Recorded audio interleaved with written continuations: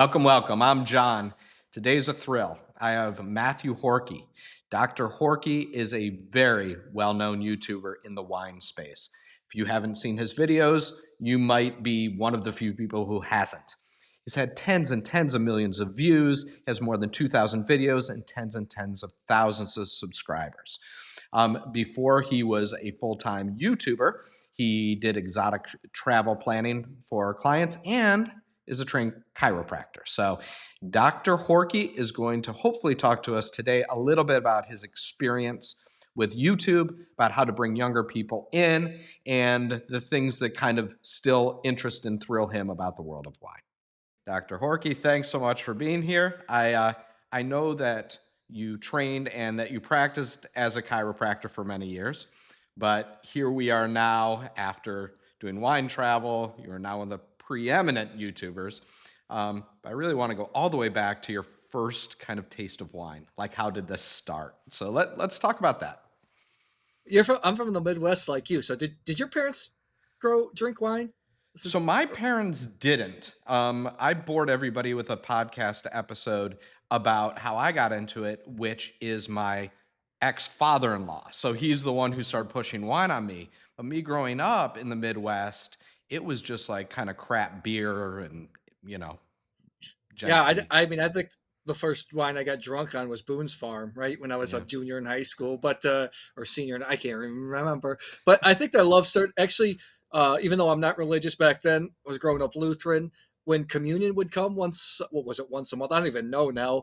And we had to take wine, or it probably wasn't wine. It was just grape juice, and I loved the tanginess. I remember when I was a kid, I'd look forward to it, not for the communion or anything, just to get that sip because it was something I hadn't tasted any before.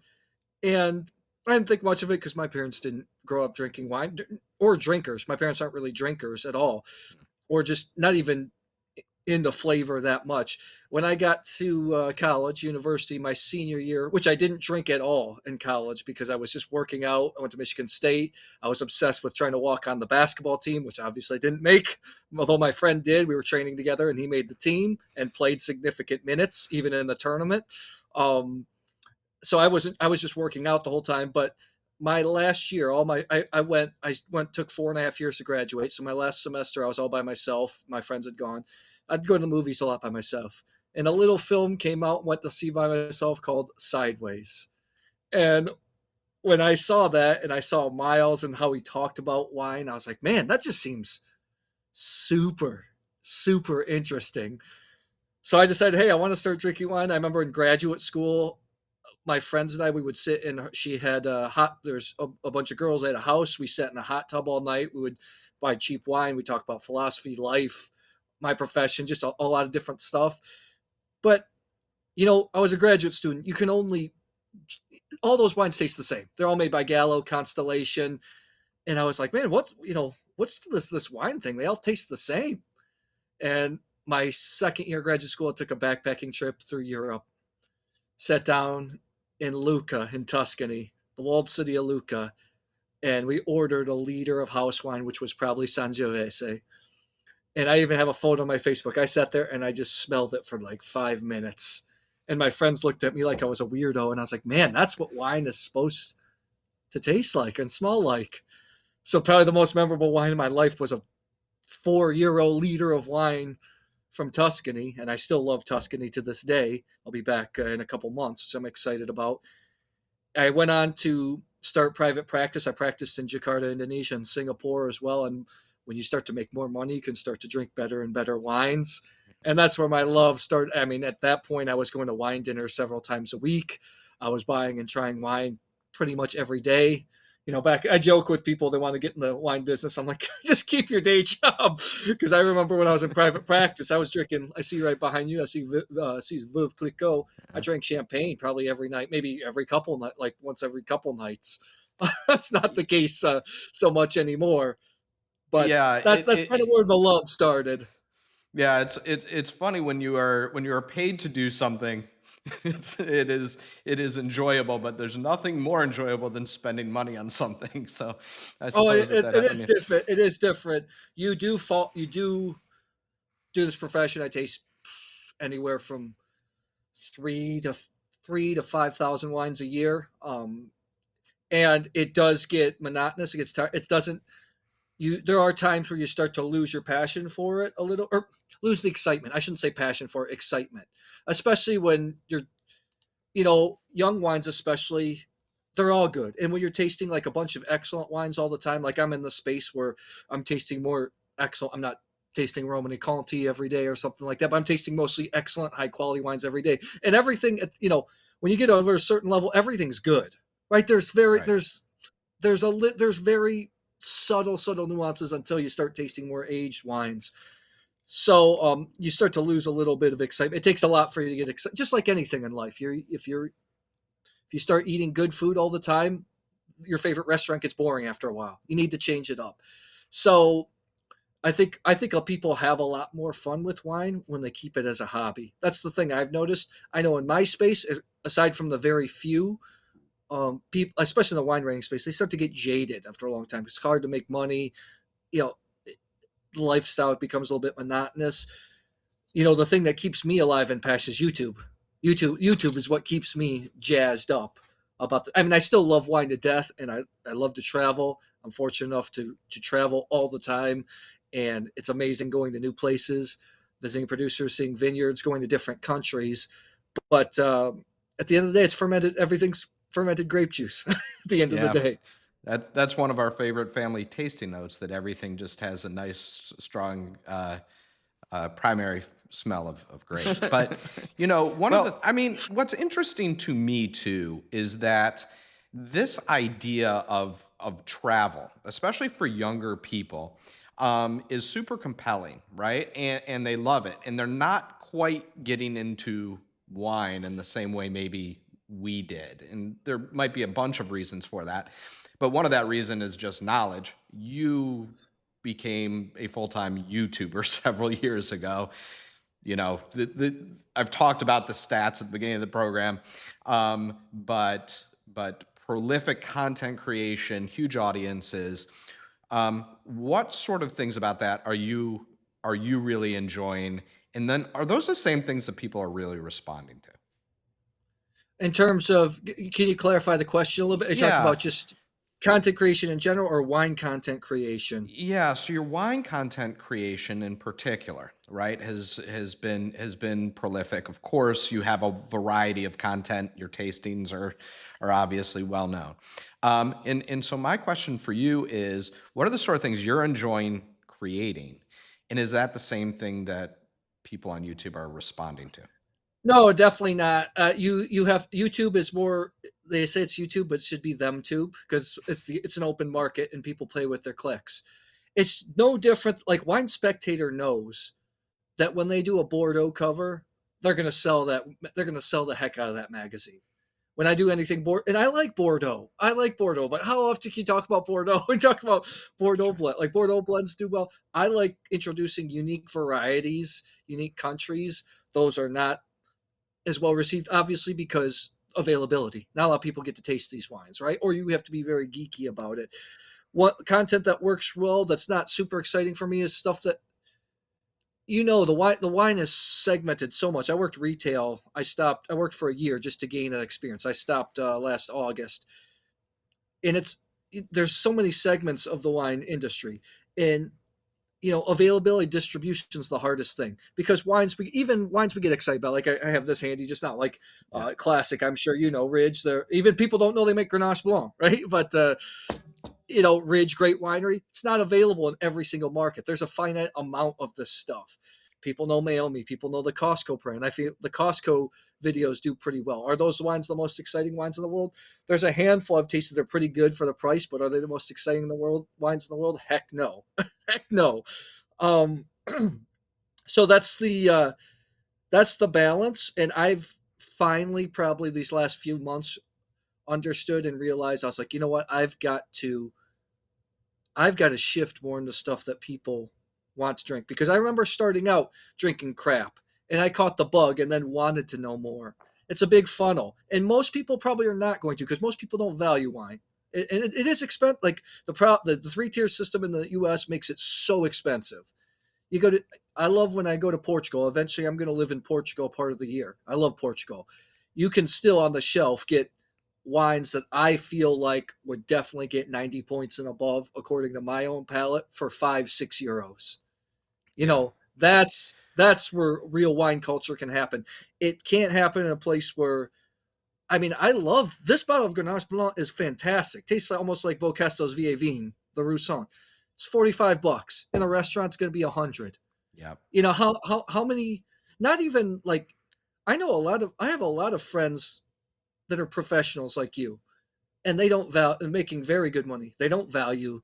They're not going to spend $100 on a bottle of wine at a restaurant.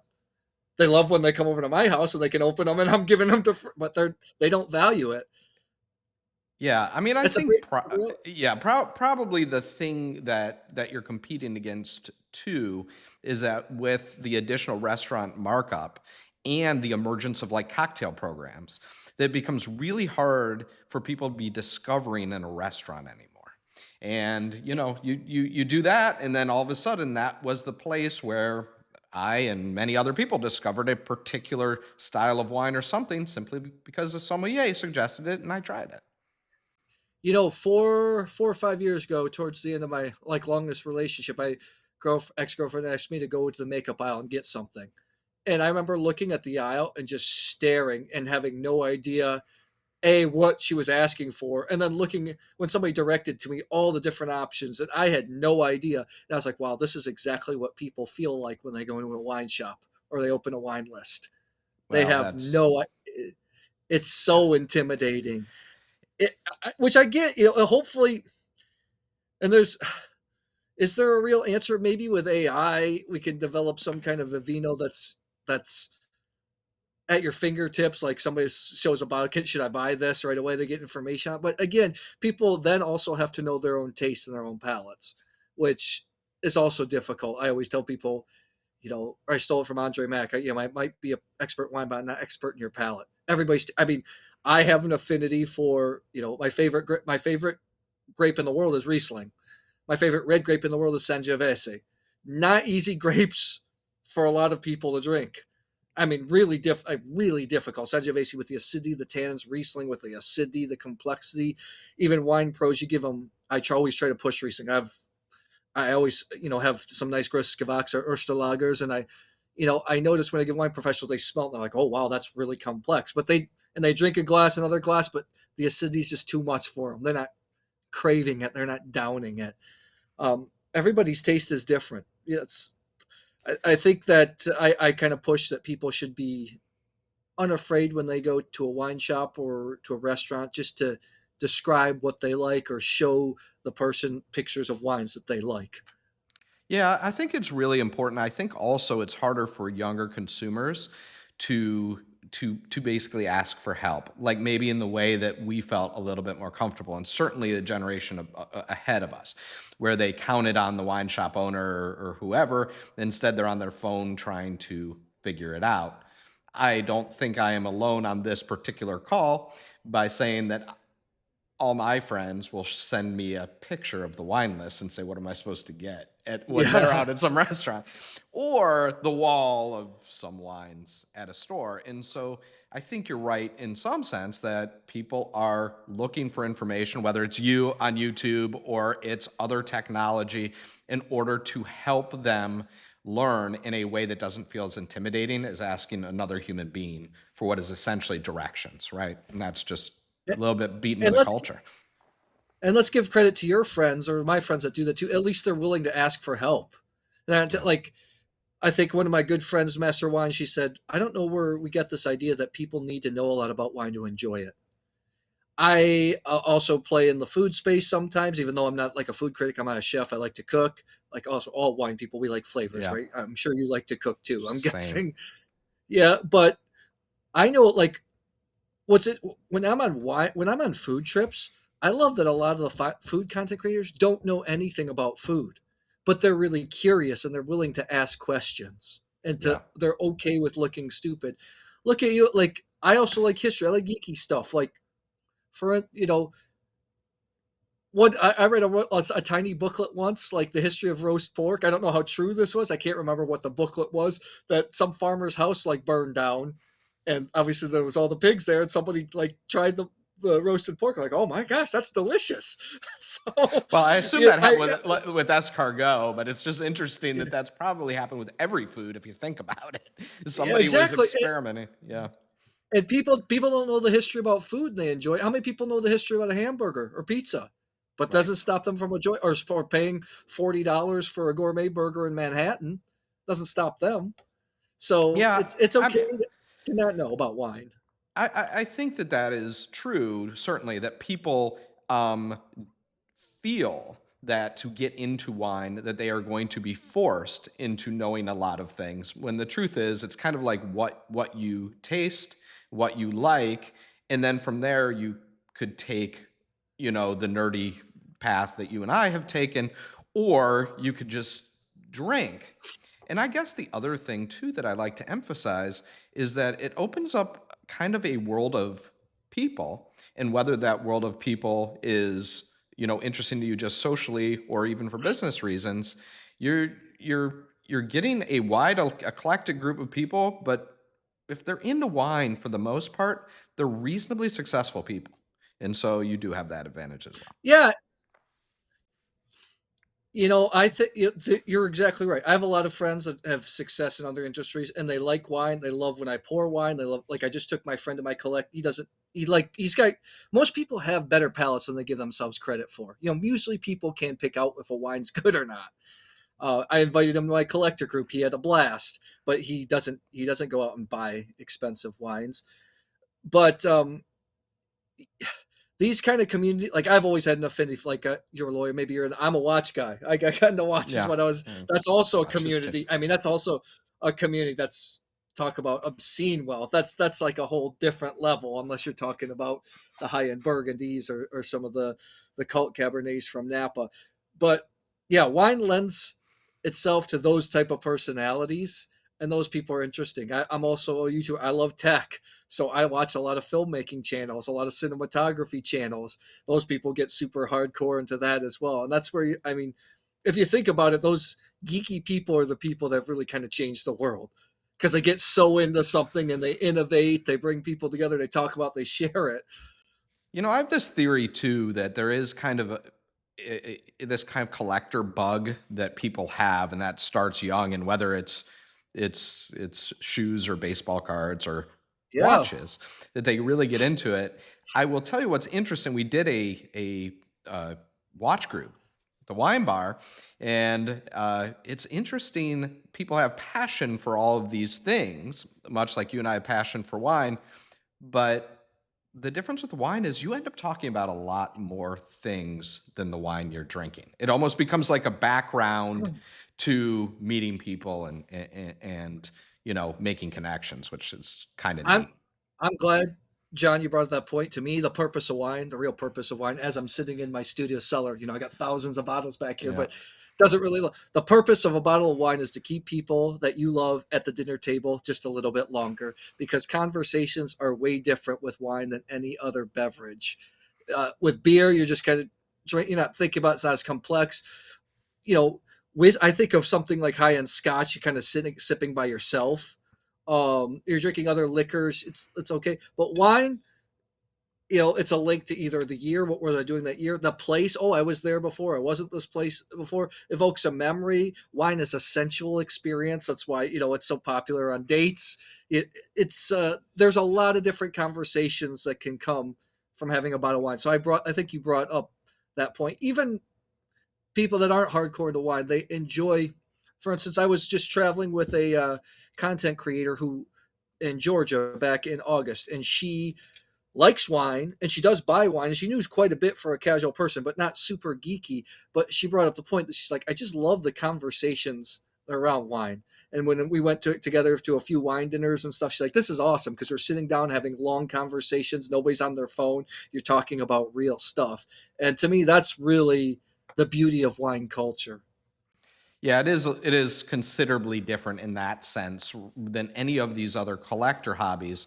And that's, I think, what ends up making it interesting to people. The other thing, obviously, is something that you've been quite involved with, which is travel. So I'd imagine also too that if you are somebody who enjoys the concept of travel, there's something rooting in for example, you going to these various places around the world, and you already know you're going to have something in common because you are wine traveling.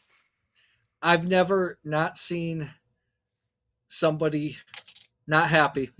All my double negatives. That makes sense. Everybody, when there's like on the wine trips or in a vineyard, if they're casual, they're always looking happy. They're always excited, and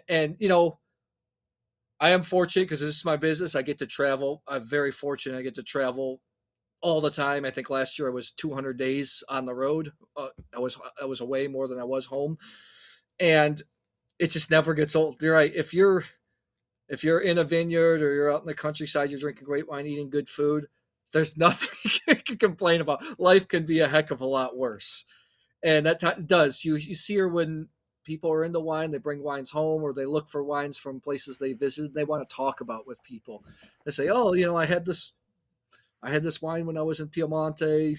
My brother was really sick that day, so I had to drink the whole bottle by myself." They come up with some kind of story, and Yeah, well, I think that's the other thing about wine, because every wine will that you connect with has some story of how you got connected to it. And so yeah, it's good for conversation a lot because of that. But I'm going to make you president of the wine world for a minute, okay? yeah. So if you were president of the wine world and everybody actually listened to each other, if you could give just a little bit of your thoughts about what is it that we are going to do to bring the younger generation into the wine world, what would those things be?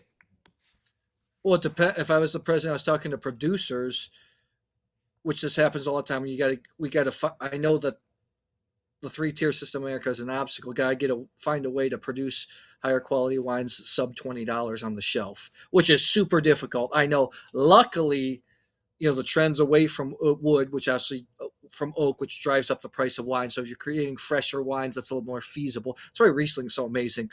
You can have high yields in Riesling, make a lot of wine, and it doesn't need oak, and it can still be crystalline, pure, and affordable.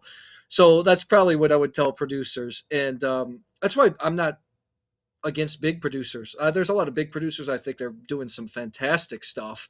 They produce everything from stuff that's cost effective all the way to like real. They have the resources, the technology to create some high end. I mean, a lot of a lot of the Bordeaux that we love are made in pretty large quantities. I mean, not Yeah. not ridiculously huge, but pretty large quantities. So that's I would say. And then I don't. You can lecture like Psalms and educators all they want about being less snobby, but you got to understand that fine wine was born out of elitism. The Greeks were like his wine was probably, well, maybe even China, where they were making fermented beverages with everything: rice, fruits, nuts, grapes, everything. But maybe it's kind of understood that the birthplaces of wine is around Georgia, Armenia, Turkey, down into Israel, Lebanon, Syria. But the Greeks are really who refined and defined wine culture. When they first landed in Magna Grecia or southern Italy, they're the ones that kind of introduced finer wine culture to the people there instead of just cutting it with water or just kind of just drinking it. Because good quality wine is a rarity. It's not a commodity. So I don't, and that's what does keep things interesting. That's why people can write paragraphs and paragraphs and books about this stuff, or this tiny little region in the middle of France or tiny region in the middle of Italy.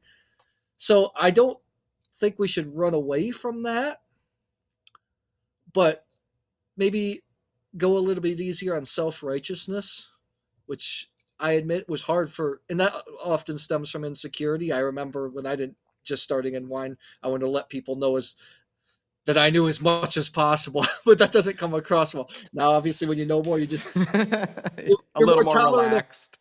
yeah, what people can like what they like, make them feel good about it, and then hopefully pull them into a world where they can understand stuff. I think one of my good friends, Robert Joseph, who's a eminent, used to be a wine journalist and a critic, and now he's a wine producer consultant in the UK. And he said, well, he told me, he said, the wine world doesn't need any more education or educators. It needs more seducers, Yeah, I people to think make it's wine look cool. yeah, I think it is extremely problematic, and you obviously do a really good job of um, making it fun, right? The things that you're doing are pretty compelling. I saw something that you mentioned about the blind tastings that you do. Um, Talk to me about how that came up and why do you think that works so well on YouTube? Well, blind. I'm a big. I'm a big philosophy guy. I'm a big reader guy. I mean, I don't know if you are too, obviously, since you're a lawyer. I don't know how much you read for pleasure. It's one of the most In the influential old books in days. my life. Well, yeah, you're right. I don't read as with the days Yeah. of podcasts now. I don't read as much as I should. One of my top five books of all time is "The Hero with a Hero with a Thousand Faces" by Joseph Campbell, which outlines a story. And blind taste, and I love on YouTube because you can read the data about when people click off, what they're interested in, what they click on. Blind tasting and watching them or several people, it'd probably be more effective if I had several people together and we discussing it, but that's just, sometimes just not plausible with schedule and how this thing works. But they see you open up, introduce something, there is a problem, you want to know which one's the best or which one, you're trying to identify something. They see you struggle the whole way through, and then they get a payoff at the end. So blind tasting is a natural story arc, and which keeps people interested, in film and entertainment and anything. That's why I think blind tasting works. I also had to come across with a way, because I depend up until now, although I've changed things up a little bit, that was highly dependent on samples, right? So Yeah. if you're just opening something you're given for free, people look at it as just, it looks like promotion. Mhm. Like, I did some consulting with a guy that was opening one bottle at a time. I was like, look, it looks purely promotional. And nobody on YouTube wants to see that, because you can't hide from anybody on video. Video reveals everything. So at first I was kind of afraid that some importers, some producers would be afraid to send me stuff, because I've had things where really expensive wines didn't do so well, or Yeah. maybe highly thought of wines didn't score as well. But that hasn't been the case, because there are so few YouTubers, or there are so few people doing video content type of this stuff. So people are still open to having their wines tasted blind. That's why I think it's most compelling. People want to see that, so they feel like if they're going to buy wines that you're talking about, they can really trust you, especially if they know your personality, your palate. Yeah. That's why I Well, think I blind think tasting is powerful. yeah, I think blind tasting is obviously powerful for that reason. I also think there is some enjoyment in the idea that since we all do it and find ourselves humbled pretty constantly by blind tasting, I think there's some enjoyment from maybe the more casual viewer that they identify a little bit with us feeling a little stupid. And so I think Yeah, that's kind of nice it's, as a bonus. yeah, I love my collector. We taste everything blind. Even like when we're doing Burgundy, Bordeaux, the high end stuff, we taste blind, which I love. But the most exciting tastings I've done for that with them, not for them, with them, sometimes we do unthemed. Like last year, we did. I think we just bring a bottle that you like a weird grape that you like. So everyone's just trying to figure it out. And I remember, well, everyone's like, "Oh my god, this is so much fun!" Like, he was getting so excited, like he was a kid again. And yeah, you're right. And isn't it funny though how we're humbled a lot in blind tastings, yet if you're a collector, it's just, you still go for the bottles with pedigree and the brand name, Oh even though yeah, you've and known in the. yeah, but I think that's also part and parcel with kind of the reason why YouTube works and kind of our new thing. We're very brand focused. The way brands make you feel, the way that feels to open becomes almost more important than the product itself, which Oh, is of course. obviously between me and you like the stupidest thing ever. But we also appreciate, I think, why we are attracted to the name brand and frankly, at the end of it all, that I think is what people in general are interested in, as much as it might be interesting to you or I to find, this really great, cool, Estonian producer. It just, to a normal person, there's just a lot of appeal to that. It's the pomp and circumstance. Like, my cellar's stocked with. I don't really have super expensive. I mean, not cheap wine compared to normal people, but I don't have. I don't have first gross in my cellar. The board. I have a couple second grow, couple, mostly third through fifth. I have a lot of Eastern European. I have probably Italian is my biggest selection, and I have like this whole range of all these weird grapes. And but yet, it's somebody who's going to open an '89 Latour. it's the whole circumstance and the event of it. Oh, that's fantastic. Yes, that's what we get into because those names carry scarcity, prestige. They drive different emotions within us. So it's wine. The wine world is a funny place to be, and I can see why people from the outside that have no interest in wine can sometimes think it's just completely ridiculous. Yeah. Well, I mean, I think all of this stuff obviously is objectively, you know, kind of ridiculous in the sense that you have fermented grape juice that you could spend €6 for a wonderful experience or hundreds and hundreds of dollars and be disappointed. But I suppose the same could be said for example, our watch obsession, the thing that tells us time that is less accurate no matter what than our phone, or shoes that you should be wearing and are otherwise sitting on somebody's closet. So once we Oh, that's embrace that, I'm a basketball like I'm going to play. I'm playing basketball today. I still play basketball.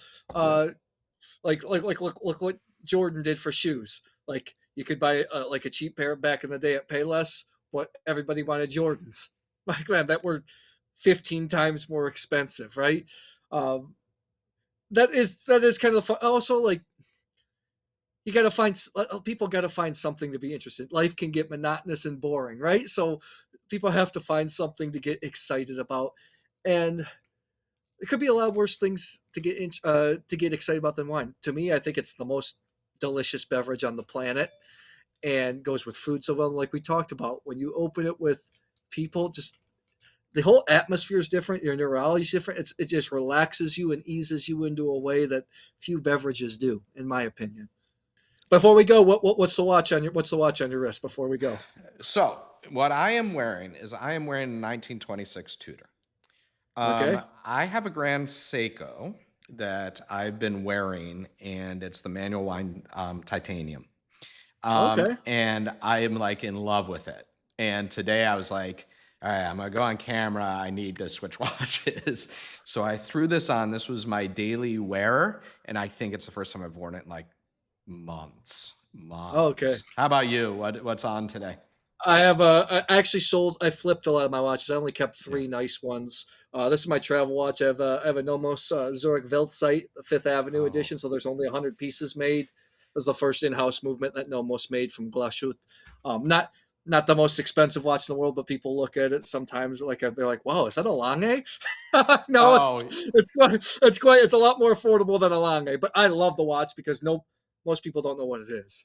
Well, I have the Glashütte Original, the panoramic or Panalunar, Yeah, and I get the same thing all the time. Like yeah. it is, but there's something about the East German kind of like watchmaking that's super romantic, like really cool, historical, and kind of funny that Well, I think people like you and I end up gravitating liking towards. that. Yeah. I got one last story for what that links watches and wine in Canada. Yeah. I'm close to Niagara. Great wines in Niagara, actually fantastic wines. A Yeah. lot of them don't leave Canada.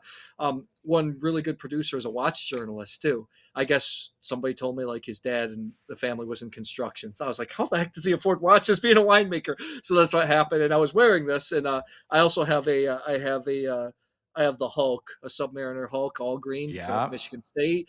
And Yeah. if I was smart back in the day, I would have bought like 10 of them and then flipped all of Oh, them. obviously, yeah, but That's that's a lot. But um, we were talking about watches, and because there was another guy on the trip that had I can't remember what Rolex he had. I think it was just an Explorer 2 or something like that.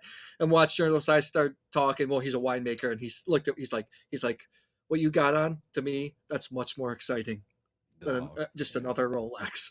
So, uh, watches are cool. They also stimulate conversation, but like you said, I think the conversation ends and dies at some point. With wine, It's wine interesting. just keeps going. Yeah, so what happens I've noticed with watches is that you really get into the watch story and how you got it and stuff like that. And then there might be a brief moment where there's some complaining about the wife, where it's like, I got to hide this from her. And everybody goes, yeah. And that's it. And it's weird because with wine, you go, yeah, my wine collection I hide from the wife. it all of a sudden turns into a conversation about the wife. Like the conversation flows beyond it. Yeah, It is also true though in cars. Like it's just something about the mechanics gets our mechanic brain going as yeah, males, I suppose. And then it just forgets the social, like the curiosity yeah. that What? Wine's. wine stimulates. I'm glad that you clarified this because wine is culture. That's the main point. Wine is culture. It is philosophy because there's a lot of stuff that goes into making it and enjoying it, like we talked about, especially finer wines. There's a lot of stuff that goes into it. So that's why it's such a like. Look at us. We're supposed to end, and this is the power of wine. It keeps conversations just going a little bit longer. I know for me personally, like if I'm a single guy, but if I'm dating someone, they don't have to know all about wine, but they just have to be curious about flavor. Because when you put a bottle of wine down, you cook some food like this. Conversations just can keep going naturally and effortlessly. Yeah, I think it's really, really important kind of in the home too. I mean, everybody's obviously, got other people, whether it's their significant other or just their family. Um, and it's really important that it's kind of like part of it. And so my really brief story about this for your amusement is that I was down in South America and I was dating somebody there, and we were in a what is essentially a Costco. And at the Costco, they had Manischewitz wine. And the Manischewitz wine, her eyes lit up. She said, "That is the wine that the old ladies drink in my pueblo." It turns out, it turns out this whole thing's pretty international. Whether it's you growing up and associating the grape juice wine with kind of a break during your spiritual Yeah. journey as a child, or me drinking Manischewitz, at the table, that ultimately it is a giant connector.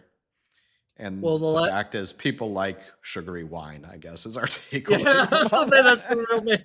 Well, the last thing I'll add about is if you think about contemporary human history, the last 300 years, 400 years, probably everything in the Western world, at least, every major decision that around world politics or wars or economic happened probably with a bottle of wine at the table.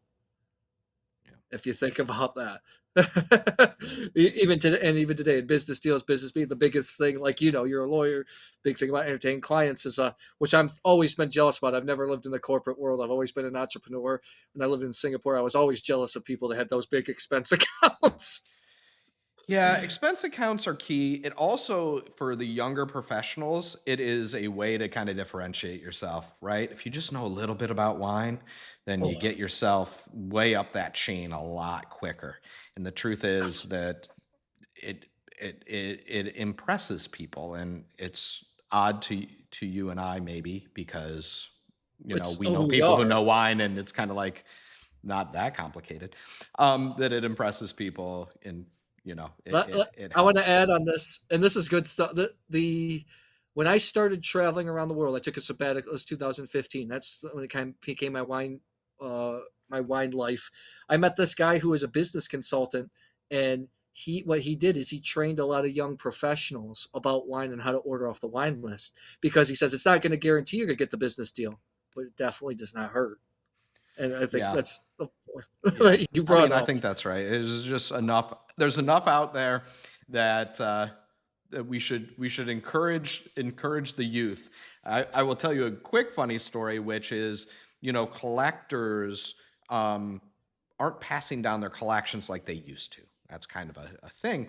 I met a collector who requires his child to drink one wine for every two he sells. So, by encouraging our youth through, through force, through wine, we are encouraging our next generation of business leaders, I suppose. But I Yeah, thought that that's a was great that's a I great thought that point. fun. I thought that was a funny way to pass on a collection. All right, let's go back to work. Thanks again for doing All right, this. thank you.